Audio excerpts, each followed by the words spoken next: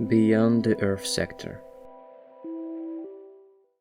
This is the story of the development of an entire species in conditions of constant competition and harsh natural selection.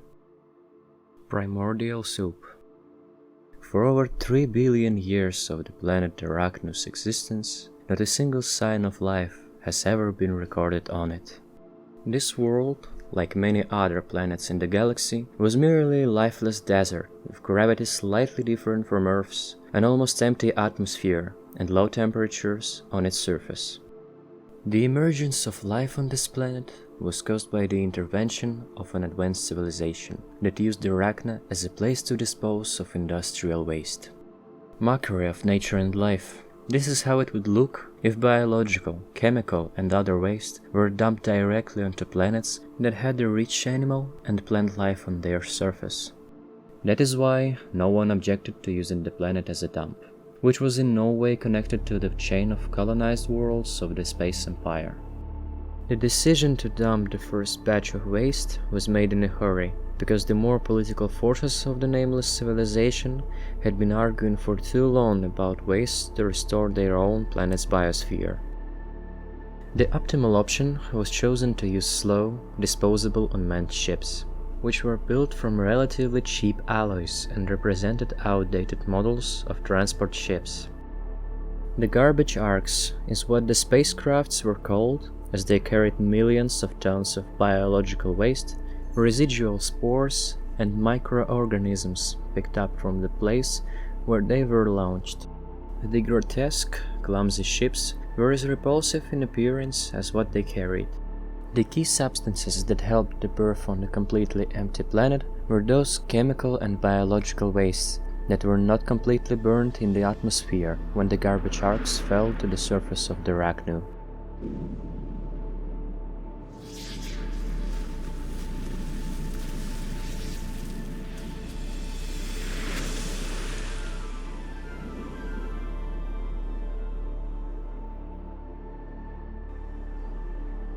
The main ones, among others, were amino acid precursors, the simple organic compound formaldehyde, hydrogen cyanide, and phosphates.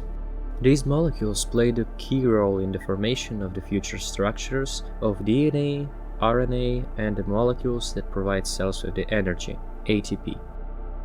Lipid precursors, which formed micelles and vesicles, became the prototype of cell membranes.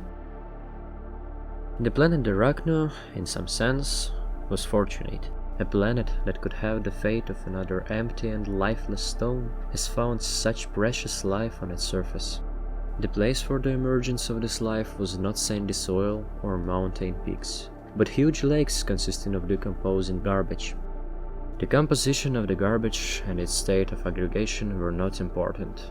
Soon, everything that was the waste of the Space Empire turned into a poisonous green stream that was rich in microorganisms.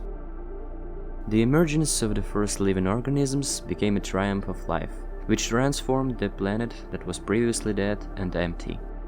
It was an amazing event, which, nevertheless, went completely unnoticed. There were many reasons for this. The Space Empire, which became the creator of new forms of life, was too busy with research, wars with other civilizations, and its own kind. Another reason that prevented researchers from identifying the early stages of simple life forms on the Arachno was that the instruments of the researchers would mistake any traces of biological processes for mere decomposition of garbage left by garbage arcs.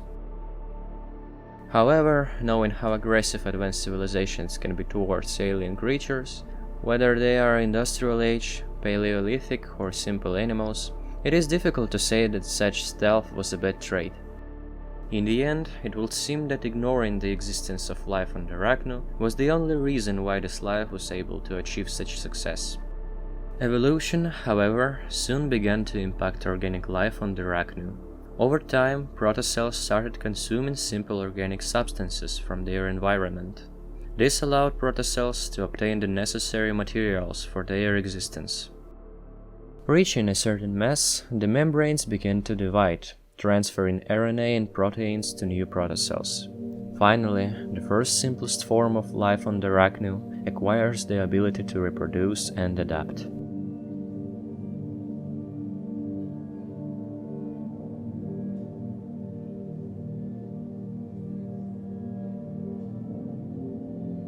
In evolutionary terms, protocells quickly started to differ from each other, hunt and consume one another, when the first signs of diversity and competition for resources appeared in their chemical architecture.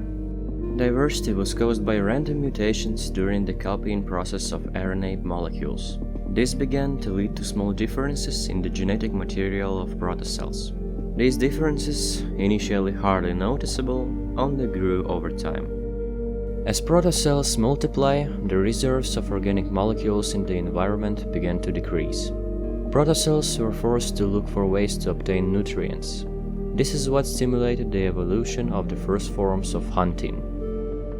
Hunting in this case represented the emergence of new functions in protocells. For example, some forms have learned to secrete enzymes that break down external organic molecules, turning them into nutrients. The arms race. The emergence of predators and prey became obvious when the organic environment started to gradually deplete. The history of the development of life on many planets makes it clear that difficult conditions always create competition between living beings. In this way, the protocells with thicker membranes or enzymes protecting their contents became the prey. Other protocells that have learned to break down membranes or capture resources more quickly have become predators. Now pay attention to two simple cells with an oblong shape, one strong flagellum, and a single primitive receptor. Cells interact with each other with help of an oblong process. These cells, which perform the function of prey, are the most common species of living creatures in the era of primordial soup. The interaction between predators and prey stimulated the improvement of both offensive and defensive mechanisms, which was the beginning of a biological arms race. This created the basis for the emergence of complex forms of behavior and developed metabolism. In addition, the ability to destroy the membranes of prey was not the only way to destroy protocells. Over many millions of years, cells have acquired a variety of mutations that, regardless of their role in the environment, have helped them perform both offensive and defensive functions at the same time. This stage of evolution was a major step towards the complexity of organisms, as the simple roles of predators and prey were no longer appropriate. Among the many beneficial mutations, we can mention, for example, the possibility of creating a poisonous substance that significantly increased the protection of cells. There were other defense mechanisms, such as spikes. Protocells with spikes may have evolved as a result of a random mutation in membranes, where lipid or protein structures began to form outgrowths. It was only a matter of time when, with the complication of the behavior of protocells, the spikes began to serve not only for defense, but also for active attack. Now, look at a cell that has several flagella to help it move and two primitive receptors. This cell absorbs nutrients through two tubular processes on the front, with the help of which it is also able to break through the membrane of other cells and absorb their contents. This cell is one of several particularly effective predators, although it does not have many beneficial mutations. In addition to the ability to secrete venom and form defensive spikes, protocells have learned to use electrical discharges for both defense and attack. The origin of the electrical discharges was quite simple to explain.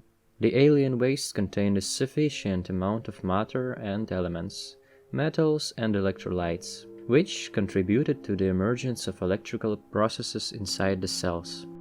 Some protocells, as they evolved, began to use these elements to create energy gradients, which initially served to control metabolism, and were later used for defense and attack.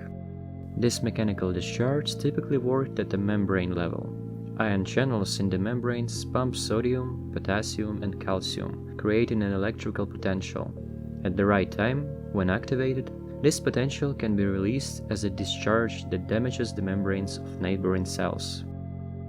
After some time, evolution made another leap. Cells began to unite into groups, which allowed the first complex organisms to appear. Such colonies became the basis for multicellular organisms that were capable of performing a wide variety of functions that went far beyond the primitive images of predators and prey. The reason for this was that within the colony of cells, the first signs of specializations appeared. Some cells protect, others digest food. Organisms also begin to form basic tissues, outer cells for protection, inner cells for nutrition and energy storage. The final transition to a new stage of evolution was the appearance of simple creatures similar to fish. Inside the colonies, muscle cells began to reproduce, which allowed these creatures to move contracting their bodies in a wave-like manner. The life of the first creatures was similar to that of fish. Many predators, due to their efficient metabolism, could reach large sizes, which directly affected their ability to store energy and be formidable predators in the ecosystem. Over time, these creatures begin to migrate along underground rivers, following the flow of nutrients around them. Larger creatures fight for territory, while others hide in well-hidden places or develop group defense strategies. This creature is a kind of super predator. This organism has received quite a large number of useful mutations, which allowed it to develop its own mechanism as well as defense systems and advanced attacks. This organism is capable of moving quickly thanks to a powerful flagellum, and is also dangerous to its neighbors due to well-developed grasping tentacles, advanced poison and receptors, thanks to which this organism easily navigates its environment. Conquering the land. After a sufficiently long period of time, many species have reached a stage where the conditions in their environment began to stimulate their emergence onto land. By that time, the entire surface of the planet had changed beyond recognition, since life existed not only in water.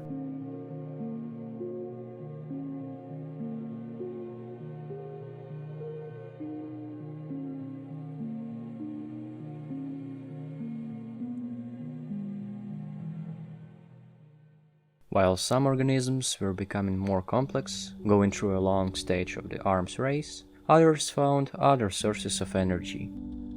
These organisms learned to synthesize energy from the elements in the atmosphere and soil rich in minerals and metals, and directly from the solar energy that these organisms absorb during the daytime cycles on the Arachnu. The emergence of plant life allowed life itself to expand its domain much further and directly affect the entire planet, changing its atmosphere and with it its temperature. The Arachnu was no longer a blood-red desert, where all a space explorer could find were rare metals. From now on, the Arachnu was covered with beautiful meadows, which were covered with red grass and tall trees. These gigantic plants, as it turned out, were very durable, since the material from which they grew was rich in metals and minerals. The most common plant form of life on the Arachnu is a red tree, which has many branches from the main pillar. The top of the tree is covered with a large number of spherical sacs filled with the seeds of the plant. These sacs, in fact, are also the fruit of this tree and are food for most herbivores. And this is one of the species of perennial herbaceous plants, growing all over the planet. It grows mainly in moist soil along rivers and streams. It reaches a height of 30 centimeters or 12 inches. However, many factors influence the movement of life to land. The most important thing was the change of the aquatic environment. Rich in various forms of life, the aquatic system at some point began to suffer from overpopulation, which began to lead to a shortage of resources.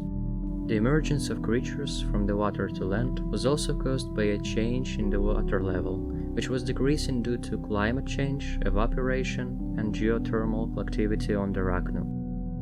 Because of all these reasons, some creatures have been pushed into shallow waters and temporary reservoirs, where land sooner or later becomes the only place of survival. The next opportunity for life on land was random mutations of organisms. Those that already possessed protective spikes, thick skin, or membranes were less likely to dry out, giving them a chance to survive a short stay on land. But once a random mutation created a species capable of breathing not only through water, but also through primitive skin or membrane structures, it greatly extended the possibility of being on land. Over time, the creatures learned to use oxygen from the air around them, which was in the atmosphere. Its amount was directly affected by the high density of vegetation, which processed carbon dioxide from the decomposing debris into breathable oxygen. Due to such a wide variety of life, the first organisms that came out of water on land did not encounter any resistance from the external environment. On the contrary, as a reward for such a long struggle for their own existence, this environment has rewarded them with a wide variety of climates as well as plant foods. Despite the strong tree bark, due to the biological structure of the plants, their fruits were soft enough for the new inhabitants of the land to eat them, thereby developing their digestive system. Those creatures that, by evolutionary standards, quickly adapted to the nutritious fruits of the trees and shrubs, became the first herbivores on land. Many creatures that became herbivores usually led a sedentary lifestyle, huddling in packs for better protection. But other creatures that continued to evolve their own bodies for more effective hunting and chasing became more dangerous carnivores than their aquatic ancestors. Due to the long period of time and great diversity, the planet Arachne began to be inhabited by a variety of species, differing from each other in size, food preferences, habits, and even their level of intelligence. The difference in the level of intelligence will have to be the decisive factor for the most fortunate creature to become not just a super predator in the future, but also to rule the entire planet.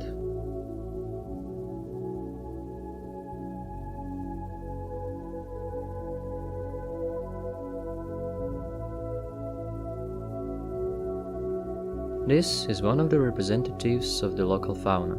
The amphibian called Pteronox is a representative of the amphibians that continue to live in both environments. They hunt in the water and rest and defend themselves on land. This particular individual wanders through the forest in search of a place where it can create a new lair. Pteronox, as a rule, are loners, and therefore this individual will defend its own territories with extreme aggression, even from individuals of its own species. Pteronox are usually quite small. Stretching its head up, this creature barely reaches half a meter, but Pteronoxes can grow up to 2 meters in length. However, due to the structure of their own legs, these amphibians move quite poorly on land, which makes them clumsy. On the other hand, the venom secreted on their scaly skin and sharp fangs make it quite easy to scare off potential predators. And this is Sarkangar. It is one of the few creatures that have more than 2 pairs of legs. The Sarkangar was an amphibian in the past, but due to its long life on land and the slow change in its habitat, this creature gradually abandoned life in the water. Despite their seemingly frightening appearance, Sarkangars are quite harmless creatures. They feed on the plants around them, in particular tree bark full of minerals, as well as the roots of some large shrub plants. These creatures live in small packs of 4 or 5 individuals. Their paws, which, although they have quite impressive claws, are actually used by them only for digging. Thanks to them, Sarkangars dig small burrows for themselves, which then turn into a fairly extensive tunnel system, in which they live in their small packs. From their amphibian ancestors, Sarkangars inherited a streamlined body shape, as well as a long tail with an atrophied caudal fin, which was necessary for the fast movement in the water. These creatures are about the same size as Pteronox. And this is Drazen, one of the unique predators. Despite their small size compared to others, they are one of the most successful hunters on planet Arachne. Drazen reaches about 80 centimeters in height, as well as about 3 meters in length, including the tail. Drazen hunt in packs of 2 or 3 individuals, but sometimes they gather in large hunting packs. These creatures hunt mainly at night, and therefore have excellent night vision. In addition to their evolutionary traits, Drazen are quite smart predators. Since they have good training ability, the presence of an experienced individual in the pack greatly increases the chances of survival of other members of the pack. The Drazen's muzzle is stronger than the rest of the body, because it is covered with a large number of small, structurally strong plates, which may contain metals. However, the reason why their muzzle became like this is unknown. Perhaps Drazen's strong-headed ancestors had a better chance of surviving in their habitat. It is also possible that this trait seemed more attractive to other members of the pack. Formation of the mind. The increase in brain complexity that was necessary for the emergence of intelligence was influenced by improvements in sensory systems. Animals that came onto land developed more complex sensory organs for survival.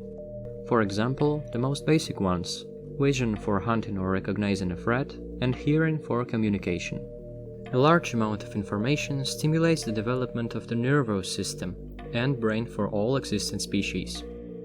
However, the beginnings of abstract thinking are what was necessary for the emergence of intelligent beings on the Arachne. Thinking was something without which not only cosmic expansion, but simply unification into a semblance of a tribal system was impossible. And unfortunately, this unique thinking did not appear on the planet for a very long time. Life continued to evolve and change on the Arachne, turning the planet into the same amazing place, full of wonders and secrets that any other planet inhabited by living beings could be called. However, the Arachne was perhaps the most unique of all. It was not terraforming, not planned colonization, but a simple accident that allowed life to appear on this planet that was forgotten by everyone. And yet, the main candidates for a better future were creatures that almost all the time led a fairly simple life, similar to the life of other species. Like others, they were concerned with nothing more than finding food, hunting, and reproducing. The only thing that made them at least somewhat unique was their omnivorousness. However, the same quality was present in several other species, some of which still lived in the green oceans, swimming among the remains of once great spaceships. In any case, the most successful species was the one that could seem unremarkable compared to the others. For a long time, these creatures have been developing and evolving. Like many others, getting out of the water onto land, they first went through the amphibian stage. This stage was necessary in order to properly adapt to land. This species was also very lucky. Despite their extreme aggression and intolerance towards other creatures, they still had warm feelings for their relatives, which contributed to the development of social relationships. The Daraxes, as the species was called, lived in large packs, the number of which could sometimes reach 10 individuals. They built their nests in hilly areas, preferring to settle near forests and avoiding mountains. In addition, they always settled near rivers and lakes, since they needed a source of water, fish food, and also the opportunity to hide in the water on particularly hot or cold days. The reason they were special was that after a few 100,000 years, which was a fairly short period of time in evolutionary terms, the Darax had completely passed the amphibian stage and adapted to life on land. Along with the change in their habitats, which changed due to the increase in the population of the species, the Darax gradually began to migrate to the plains. These creatures no longer resembled fish or amphibians. Their eyes, previously pale pink, were now bright yellow. This was primarily due to a change in their vision. They needed good eyesight to track prey and detect predators, and evolution eventually helped them. The Darax also swapped their fish scales for fur, which helped them keep their bodies warm. Daraxes also received vocal cords, which they used to produce various sounds. Shouts, cries, and other sounds were necessary for them to communicate with their relatives. However, this was not the only way they communicated. The creatures had various social interactions, thanks to which their species gradually developed the beginnings of empathy. They took care of wounded relatives and younger individuals, tried to teach each other new actions or more effective methods of hunting or gathering. They still settled near rivers, but now preferred to nest on the plains, where they built small nests of stones, branches, and boulders. From these materials they built small sleeping places, to which they often added soft grass and even their own fur. The next form of Darax appeared after several thousand millennia had passed. The creatures, although not completely, switched to bipedalism, using their front paws mainly for attacking with claws or for using simple tools, stones and sticks picked up from the ground.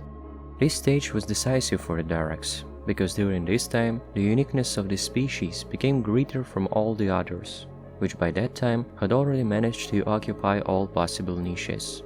The land was home to a variety of grotesque creatures, ranging from reptile-like snakes and arthropod insects to six-legged titanic herbivores that, while not at the top of the food chain, but had no natural enemies and were limited only by their difficulty in reproducing and moving.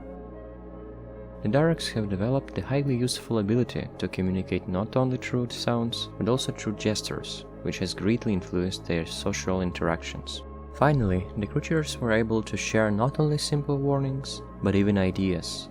For example, an individual could warn another that there was a good place to sleep nearby, a source of food, etc.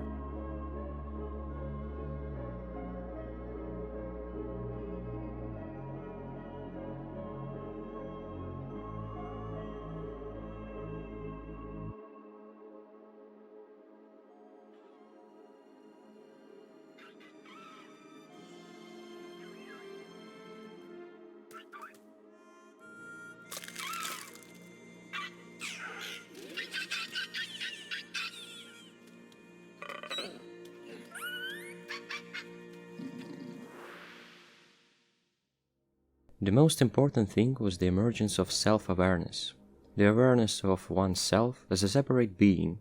Individuals gradually began to perceive themselves in the context of group, distinguishing I from we. This was caused not only by the need to survive in difficult conditions, but also by competition between individuals within the pack itself. Daraks often competed with each other, and this was expressed not only in their physical strength. Sexual selection was also based on the intellectual abilities of the partner. Females increasingly chose those males who combined both strength and intelligence, since they could give them smarter and more physically developed offspring. But beyond that, it was important for them to recognize their own mortality. Noticing the death of their kin, Daraks eventually began to recognize the finiteness of their own lives, which greatly influenced their character and behavior. Some individuals, aware of their own mortality, try to do as much as possible for the sake of their pack. They also try to have as many pairs as possible in order to produce the largest number of offspring. Very rarely, they even lost interest in life and survival, which became an important precedent. Organisms that had previously strived for survival and reproduction now saw no point in it. However, there were far fewer of them, since such melancholic thoughts are capable of appearing in those cases when individuals have enough time to think and reflect.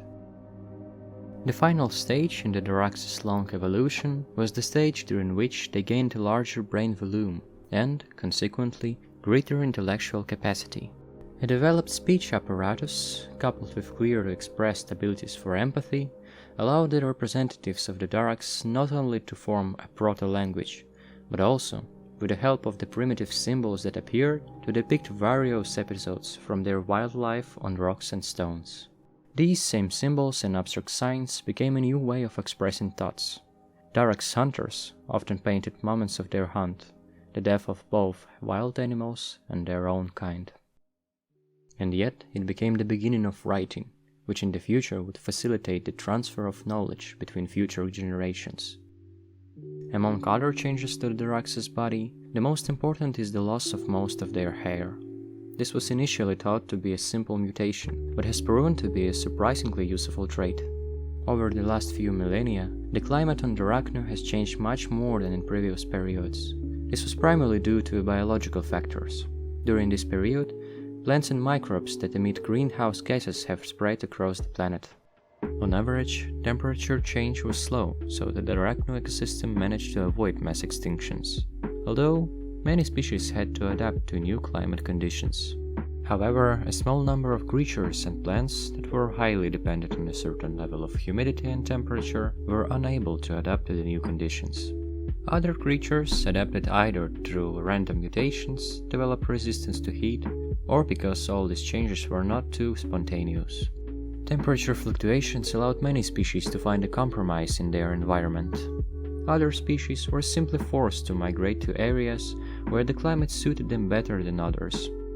However, the Daraks managed to avoid mass extinction because they were able to shed their fur. Their skin gradually became thicker to protect them from sunburn and moisture loss. They also had more sweat glands to improve evaporative cooling, and their skin became even darker to protect against ultraviolet radiation.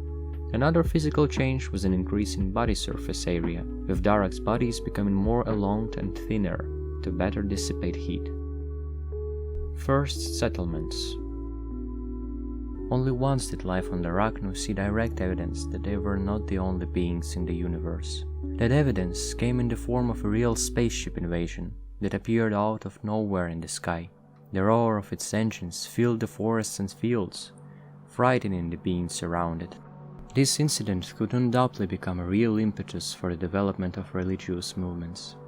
Moreover, several Daraxes were able to personally witness how the spaceship emitted a beam onto the surface, which absorbed those beings that fell under it. This could be interpreted as ascension, because if anyone knew the history of the Arachno, they would certainly want to join their actual creators. However, no one could say for sure whether the spaceship belonged to the same space empire that sent garbage arcs to the Arachno. The further reason for the continued existence of life on the Arachno is difficult to explain. It is unknown why the previous existing space empires did not pay attention to the increase in temperature on the planet, and even to its rather noticeable visual change. Perhaps the previous space empire declared this planet off-limits to other empires. Or the empires may have simply forgotten about the planet's existence. The reason why the Arachno was allowed to continue to carry life is not as important as the result of this action. Space empires appear and fade one after another, but it is much more interesting to observe the formation of an entire species that has evolved for millions of years until it was finally able to unite into a semblance of a tribe. The need to unite into a tribe was primarily explained as something without which all Daraks would inevitably perish. They needed to provide protection from predators, to join new hunters and gatherers. But not only collective hunting and protection became the main reasons. The decisive factor in uniting packs into full-fledged tribes was the emergence of leaders. These leaders were usually the most successful individuals, distinguished in their packs by their intellectual and physical abilities. Some could create special tools from materials scattered around. Others became the ones who became the movers and shakers of philosophy and culture, which was possible due to the existence of proto-language. Fear of natural phenomena such as thunderstorms and volcanoes prompted the Daraks to create their first myths and explanations. Stories passed down in packs about amazing moments experienced by others helped in this. At the time, there was even a myth about a flying creature that absorbed other creatures with its strange green beam tongue. One way or another, at a certain point in time, the first settlement of Daraks appeared on the Arachno. Creatures that turned out to be the most effective life forms among all others. It was these creatures that were able to reach the point where they were able to realize themselves and gained intelligence, which allowed them to move even further. Events turned out in such a way that the most intelligent Daraks took with him only 2 members from the previous pack, from where they had been previously expelled. Then, the 3 of them built the first structure, which became a kind of hut in which they could live and sleep.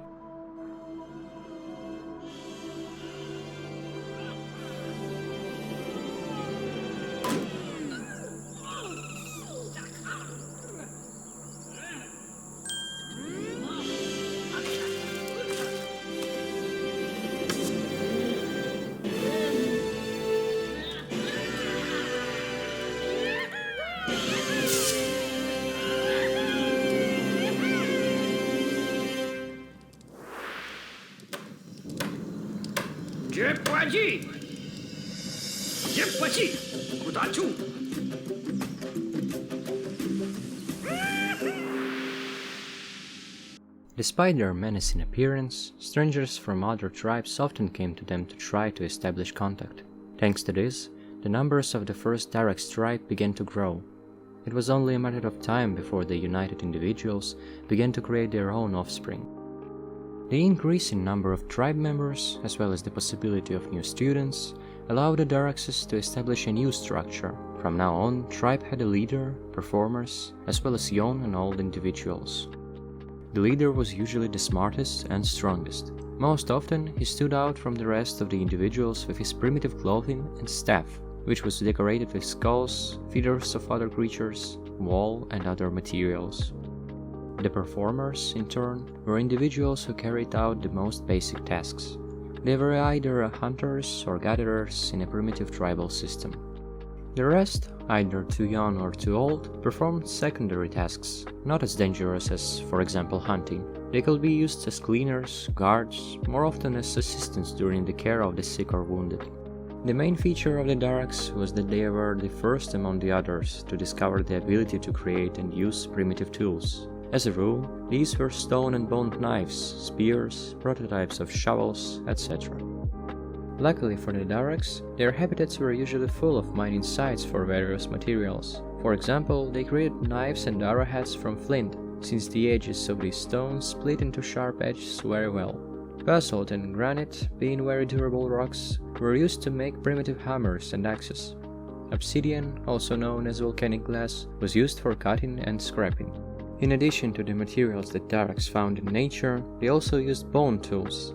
Bones, in turn, they obtained from the bodies of creatures they killed. For example, shoulder blades were often used for digging, ribs for creating blades, and horns were great for creating hooks and other pointed objects. Plant fibers were also widely used. To create their own tools and clothing, the Daraks often used fibers from the bark of trees or the stems of smaller plants. In this way, they bound the components together. Oddly enough, alien waste had no use for the Daraks. Various remains of spaceships, casing, electrical circuits. Many such artifacts were perceived by the natives as nothing more than stones. These materials could only be used as decorations for clothing or tents. Over time, the newly formed settlement of Daraks encountered representatives of another tribe. These were creatures very different from them both in appearance and functionality. Thus, the main distinguished feature was that these creatures had wings. At first, the competition between the tribes was not so obvious. The first meeting of the Daraks and their neighbors was not some kind of super surprising event. Both tribes quickly realized that despite their appearance, they, at very least, had similar tools and goals. It was the hunters of both tribes who met each other, but strangely enough, this meeting did not lead to any hostility. The reason for the enmity that soon emerged was something else, something far more shocking. A discovery that made the small settlement of Daraks realize how precarious their future position might be. Even though the simple tribal creatures were not able to properly comprehend their lives and think about the future, they still realized that they were in danger of extinction. By the time several more years had passed and the tribe had grown to 6 individuals, a group of hunters encountered a creature that no one had ever seen before. The Daraks already had various tales, legends and myths, but they had no knowledge of the gigantic monsters, the so-called guardians of the lands. The hunters were lucky. Their encounter with this monster did not end in death for them. However, they managed to learn something incredible. The Titan they encountered was almost identical in appearance to the representatives of the alien tribe they had previously encountered. The leader of the Daraks tribe could assume anything. This creature could be the true master of these creatures, or it was some kind of mother of their brood, or it was their deity who protected them from any misfortunes. It is difficult to say what was the reason for the further aggression towards strangers. Daraks were not very aggressive creatures. They equally kept their distance, but in a situation where there was no other way out, they could attack others. However, the encounter with the giant monster forced the Daraks to rethink their attitude towards other tribes. If before they did not think at all about how to properly present themselves, how to establish contacts, now the leader of the tribe thought about only one thing: how they could destroy strangers, while also defeating their deity. For a desperate attack, the leader of the Daraks decided to gather all the inhabitants of his own tribe. The preparations for the attack were not too long, because it seemed to everyone that the longer they would prepare, the harder their future battle would be. Therefore, armed with primitive spears, the Daraks advanced to the neighboring tribe. There were no plans, no ideas about how to properly surround the neighbors, lure them into a trap or distract at least half of them. The attack was carried out head-on, right in front of the very same giant monster.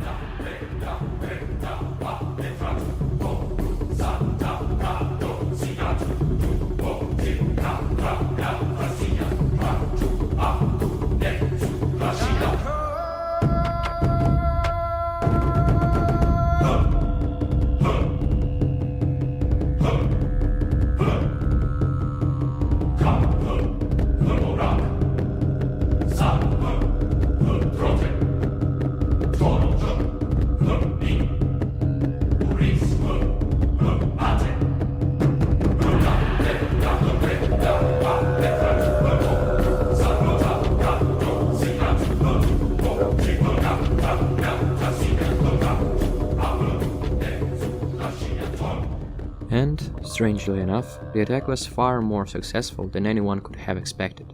This desperate attack on the neighbors, caused by fear of their own existence, actually turned out to be the most effective action.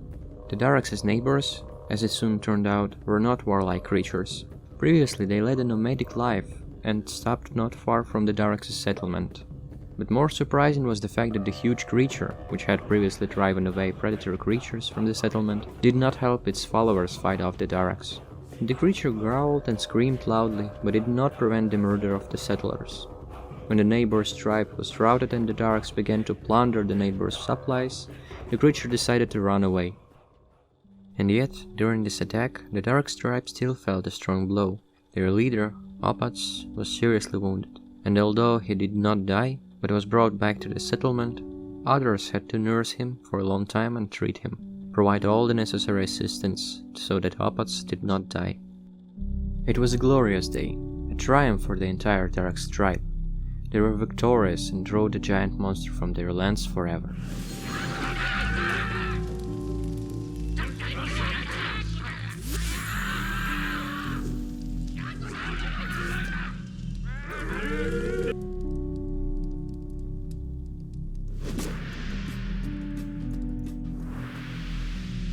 The further life of the Darax tribe was a series of hunting, gathering, and new wars with neighboring settlements.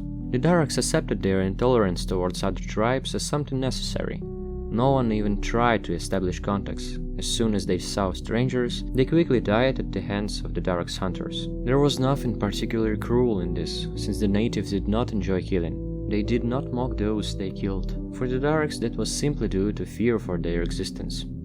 It was impossible to leave other settlements unattended, because otherwise they risked encountering serious enemies, who in turn would not spare the Darax themselves. As the number of members of the settlement increased, the social relations of the Darax tribe became more complex. The beginnings of morality appeared. Primitive norms also developed very quickly. You cannot steal from other members of your own tribe or expose your group to danger. As the craft gradually developed, the Darax discovered a new useful material, clay. At first they only noticed how they left their own footprints in the wet soil when they wandered near the rivers. But over time, one of them decided to take a small amount of clay for himself. Changing its shape with its hands, at some point the Darax randomly creates a primitive vessel, which he then dries in the sun. This day becomes the day the first craftsman appears in the settlement. The next accidental discovery was prompted by an interest in the ability of clay to dry and harden into a specific shape. Another craftsman throws clay figures into a fire, which makes them stronger and more durable. This inspires the tribe to repeat the process over and over again. The development of pottery allowed the Darax tribe to create bowls and pots for storing both food and water. Pottery also contributed to the development of culture, as the Darax began to decorate clay objects with primitive patterns and symbols using sticks, stones, and sometimes natural dyes obtained from plants. After experimenting with clay, some natives became interested in processing with fire. This led them to experiment with different materials, particularly sand. Some craftsmen noticed that if sand was put into a fire at high temperatures, glass crystals could accidentally form. A great help in the emergence of glassmaking was the fact that alien waste, as it turned out, contained catalysts that helped to lower the melting point of some materials in certain places. However, the Darax still had to resort to tricks in order to gain control over high temperatures. To do this, the natives built ovens from clay and stones. Thanks to this, they were able to create small jewelry and glass products. The next leap in the development of the craft was caused by the increased interest of the natives in alien garbage. Many noticed that the strange materials on the banks of rivers and lakes had a particularly strong composition. These metal fragments became the basis for the first experiments, which in the future led to the emergence of blacksmithing. However, despite the abundance of metallic materials near the banks and the bottom of rivers and lakes, ore was also found in the nature around. Iron and copper can easily be found on the surface in the form of especially brightly colored stones. The creation of a smelting furnace from the same clay became the next task for the natives studying their craft. To achieve high temperatures, they used coal from burnt wood, which was also a good fuel. Remarkably, the bark of some trees, especially those rich in metals, was also used in the blacksmithing. The manufacture of the first arrowheads and spearheads, as well as metal knives and scrapers, allowed the Darax to use tools much stronger than stone. As the craft developed, those settlers who were well versed in this activity gradually became more and more valuable and important members of the tribe. they also passed on their knowledge to the younger generation, so that invaluable knowledge was preserved. The day when the tribe's blacksmiths mastered iron can be called a real victory over others. The metal was used by the blacksmiths not only to create tools. From now on, it was also used to create armor that protected not just hunters, but also the tribe's guards themselves. The tribe itself, by that time, after so many centuries, had managed to grow to several hundreds individuals. Having reached such a high level of technology compared to others, the natives of the Dark tribe no longer had any problems with exterminating other tribes. They did not meet with any proper resistance, either physically or intellectually. None of the neighbors were capable of achieving heights in crafts and did not have such extensive experience in wars with other tribes. Over time, the Darks were able to destroy all other tribes and became the most successful species, distinguished from others not only by their physical and intellectual abilities, but also by luck, which has helped them to this day in the development of their own craft. One of the final discoveries that allowed the Darks to finally stop depending on hunting and animals around them was the discovery of agriculture and cattle breeding. Many natives began to keep their own cattle, feed them and care for them. Others became farmers. At last, the Darks felt that they were safe. The influx of food and new materials allowed them to significantly increase both their own standards of living and the population limit. However, once they reached this point, the Darks no longer confined themselves to one settlement. Many went to seek their own destiny, leaving the original settlement. They went to many different directions. This was due to many reasons: overcrowding in the first settlement, ambitions of those who wanted to be leaders, but most often it was a simple desire to see the world and learn about other places where the life grows. Thus began the era of discovery and conquest of new frontiers of the Darachno world. Daraks historians call this era the Great Expansion.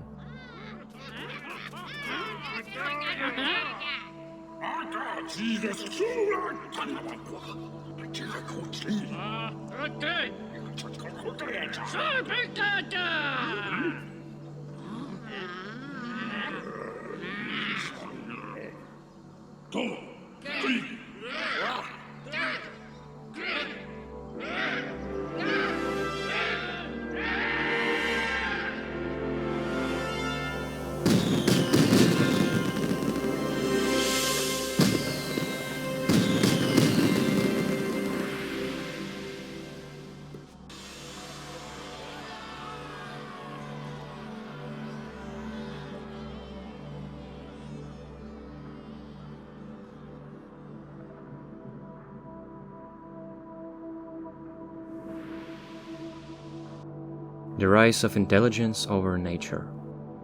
The longer the process of learning new discoveries and technologies continued, the more an outside observer would notice the fact that the pace of evolution was slowing down. Each new significant event for an entire species, whether it was the discovery of a new ore or metal, a new method of foraging, or the domestication and breeding of a new species of animal or plant, all this by evolutionary standards happened in moments. It was undeniable that the Daraks had evolved from simple organisms to more complex, multi-structured ones. Then, starting in the water, they moved to land and lived there until they acquired intelligence. All these stages took millions of years, but the latest discoveries and leaps in science took place in no more than thousands of years, during which the entire species did not develop any significant mutations or evolutionary features. There simply was not enough time for them to form. However, the Darks were moving on to the so-called Middle Ages. Religion and cultural development occupied a significant place. A large number of different religious movements appeared, the essence of which was the worship of gods that had previously been simply the personification of nature. Some, however, worshipped other things, for example anthropomorphic images of spheres of labor, or even scientific ideas. What was surprising was that Daraks had discovered the first engineering solutions before they had eliminated competitions in the form of other states founded by other settlements. And yet, simple machines were created everywhere: levers, pulley systems, wheels, and water mills that were extremely effective in agriculture and farming. With the subsequent development of navigation, the Darks discovered cartography. Simple formations of scout squads faded into the background, since from now on, individuals were able to create large maps on which simple images of the terrain were applied.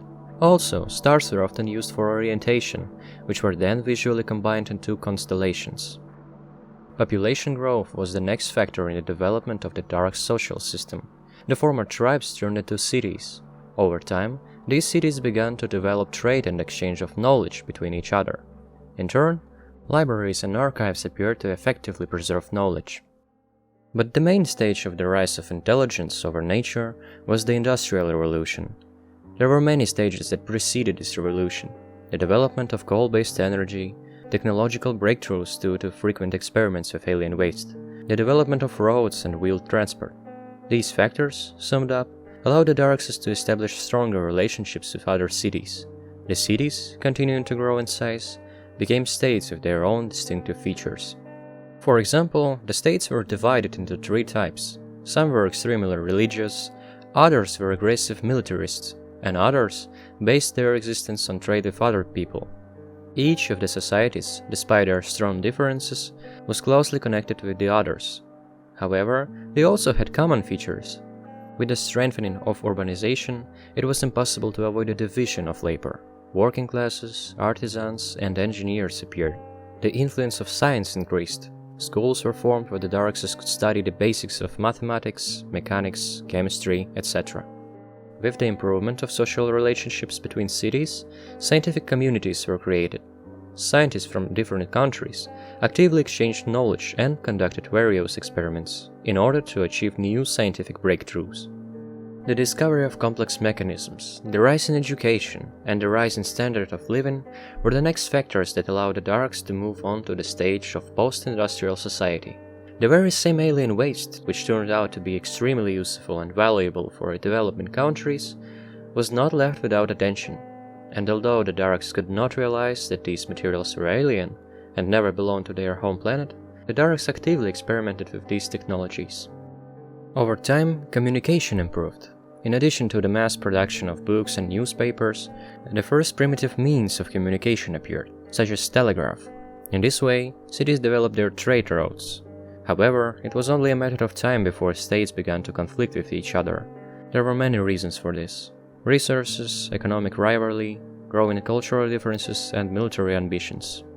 Over the next 2 centuries, the dominant state, which had long been developing its military power by creating new types of weapons, studying the properties of certain explosives, and creating new types of machining structures, soon unleashed its first war with the neighboring state. Surprisingly, this sudden war actually ended within 24 hours, with the aggressor winning. The subsequent wars also did not last long enough to cause the dominant state any particular economic problems. The main task after capturing other city-states was their cultural unification, an attempt to assimilate entire peoples under one flag. Having succeeded in this due to their rapidly developing economy, they met only weak resistance. Fortunately for this part of the population, they were not fought with particularly cruel methods. The new city administration wisely rebuilt the destroyed buildings, built new industrial facilities, houses, and entertainment centers. All this together allowed them to conquer their neighbors in a relatively short time. However, active research in the military industry continued. For example, by uniting an entire continent, the dominant state made another technological breakthrough and created a unique type of aircraft. Fighters emitting laser beams became a new weapon capable of defeating any other opponents.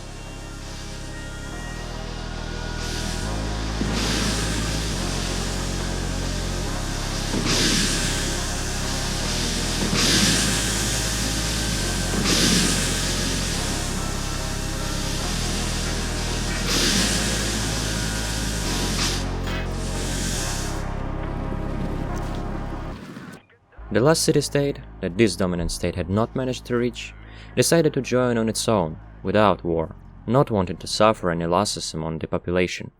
The day when the last nation was annexed and the entire planet was officially united into one single state was called Unification Day. Thus began the transition to a new era, which gave a chance for the beginning of a real space expansion for the entire Dark species. By that time, the Darkses had advanced far in their understanding of what living matter was. They had learned to properly and effectively interact with other living beings and with themselves. The development of medicine allowed them to significantly increase their potential, strength, and lifespan. They also did not ignore cybernetic implants, which were an effective replacement for their organic parts. With the total unification and development of the space industry, the Darks began to look at the stars more and more often. The flying machines, previously sent into space only to study other celestial bodies, were gradually modernized. More and more complex space rockets and satellites began to appear. Thus, the Darks declared the beginning of their space expansion. Among the stars. The beginning of real interstellar flights was connected with the development of flying machines. Darks went through the stage of simple airships and gliders, in the creation of which light materials such as animal skin, fabric and wood were often used. In the end, even before the unification day, Darks had already managed to create quite effective flying machines that performed the functions of military fighters. The first steps towards space began with the direct creation of the rocket industry. Initially, the appearance of first solid-fuel rocket devices was directly related to the arms race between states before their reunification. However, after the unification day, experiments began with high-altitude rockets to study the upper layers of the atmosphere. Over time, complex chemical compounds were widely used to create more powerful engines. These chemical compounds were also directly created using alien catalysts in the remains of ancient alien debris, as ancient as life itself on Dyrachnu. Then, several decades later, the first satellite was launched.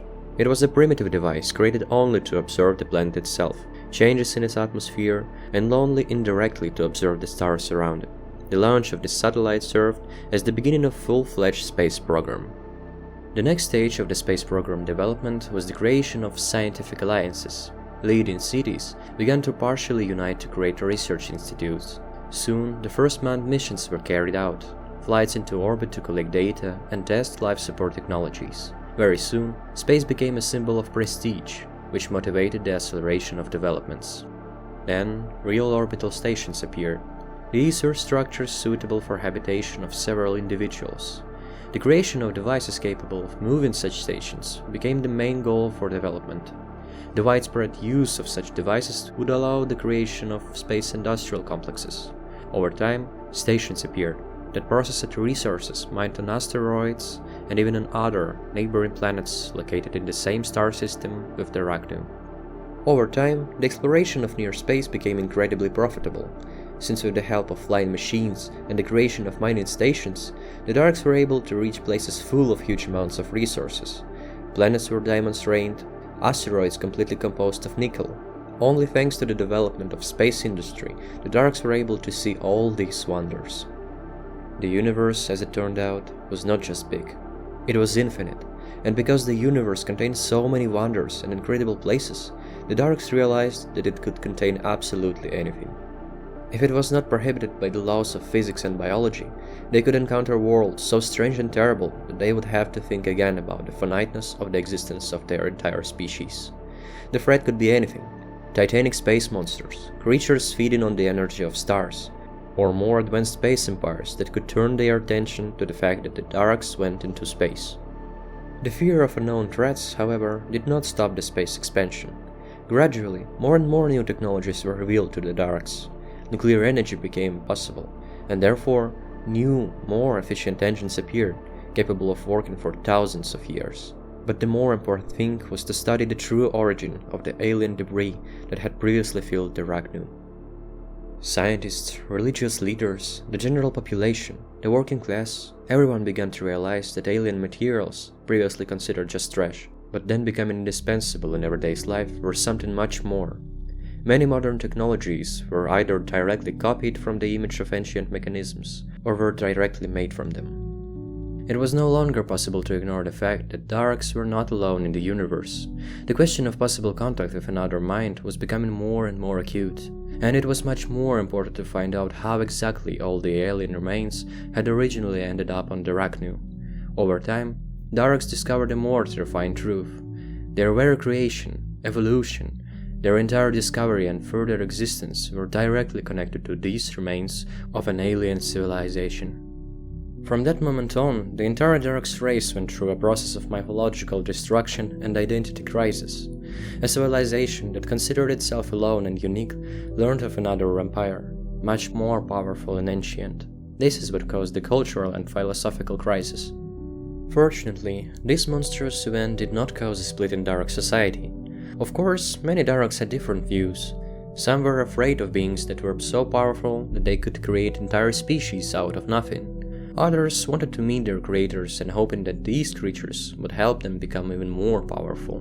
But overall, this did not affect the social structure of the Daruks. And yet, certain military and political changes did occur. First of all, the number of space operations increased dramatically. Their goal was to study nearby stars and planets. The awareness of an alien presence motivated government and private corporations to search for more detailed information about extraterrestrial life. Many expeditions were also supposed to find other artifacts left by the Space Empire on other planets. However, any attempts to decipher the technology, as well as to understand at least something about the culture or history of their creators, failed. This is obvious because it is impossible to look at the electrical circuit and tell anything about its creators. In addition to the rapid increase in scientific research, a kind of military mobilization took place.